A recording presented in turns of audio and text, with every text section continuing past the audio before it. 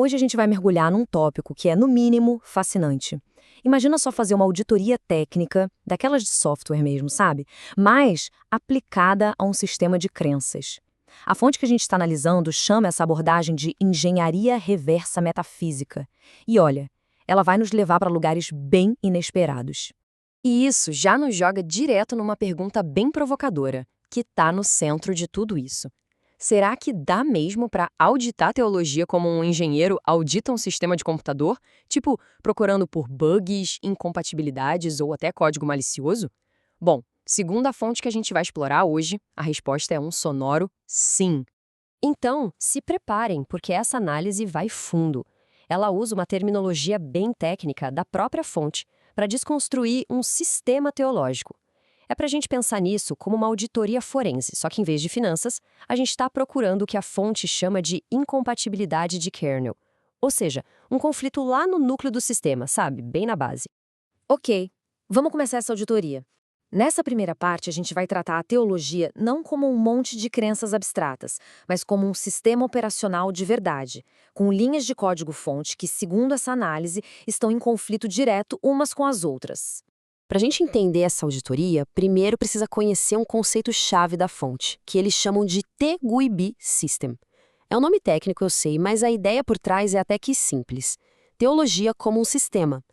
Essa estrutura permite olhar para a teologia como se fosse um sistema operacional, mapeando a arquitetura, o núcleo, os drivers, até os protocolos de comunicação.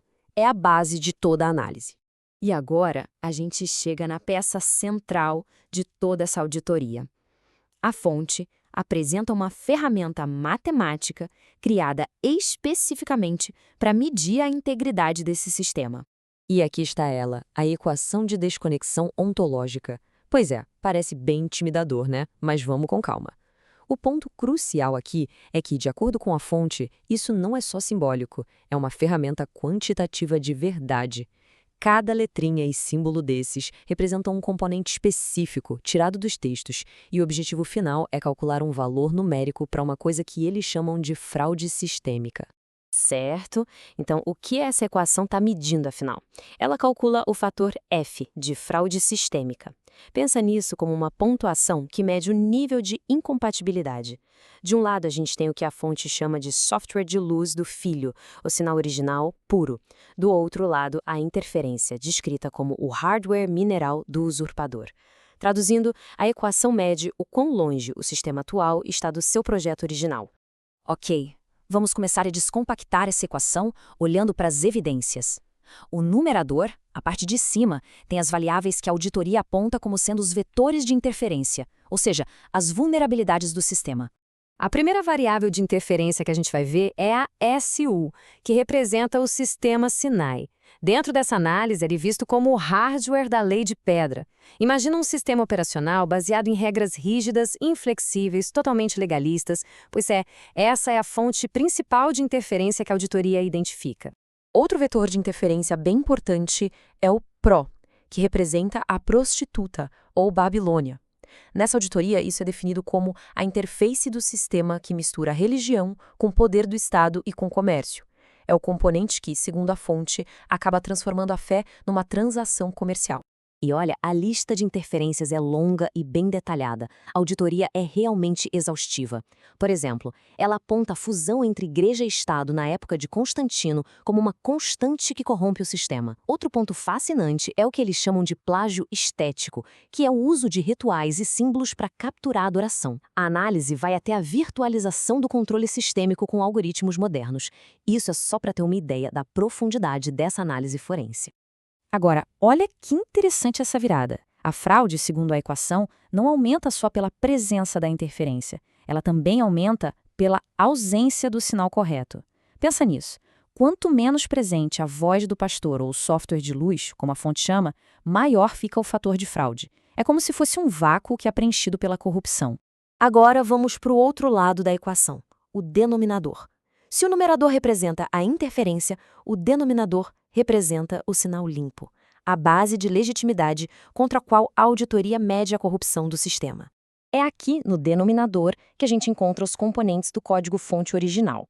Primeiro, o HS, a herança espiritual da humanidade, aquele valor intrínseco que o sistema corrompido tenta sequestrar. Depois, PF e PS, que apontam para a fonte original. Mas talvez o conceito mais poderoso aqui seja o EH, ou eixo hermenêutico. A ideia é que Jesus funciona como um filtro absoluto, uma chave mestra que anula completamente a validade daquele sistema Sinai antigo que a gente viu antes. Com todos os componentes definidos, a auditoria aplicou a equação a 840 versículos para chegar a um veredito. E os resultados dentro dessas estruturas são bem dramáticos. O principal resultado do cálculo é que o fator de fraude, o F, se aproxima de 1. Num sistema onde 0 significa pureza total e 1 é a fraude máxima, esse resultado indica uma corrupção sistêmica quase completa quando o sistema institucional está no controle.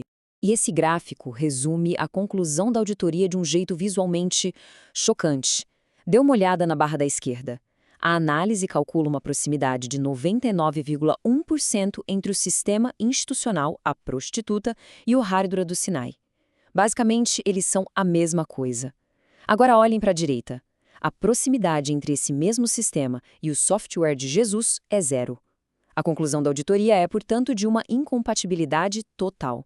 Mas essa análise não para só no diagnóstico. A fonte propõe que o propósito final da auditoria é mostrar um caminho para restaurar o sistema, para reduzir esse fator de fraude a 0. Então, como é que se reverte essa fraude e chega no 0? A solução proposta é um processo de desconexão individual. É como se cada pessoa pudesse limpar o seu próprio sistema. Primeiro, ouvir exclusivamente a voz de Jesus, ativando aquele eixo hermenêutico que anula o sistema antigo. Segundo, reconhecer a própria herança espiritual. E terceiro, invalidar conscientemente os contratos de dívida impostos pelo sistema corrupto. É um reset completo feito individualmente. E tudo isso nos leva a este pensamento final da fonte, que talvez seja o resumo perfeito de toda essa auditoria. A ideia de que a vinda de Jesus não foi uma atualização de software ou uma continuidade do sistema anterior, mas sim uma liquidação jurídica completa do contrato, uma substituição total do sistema operacional.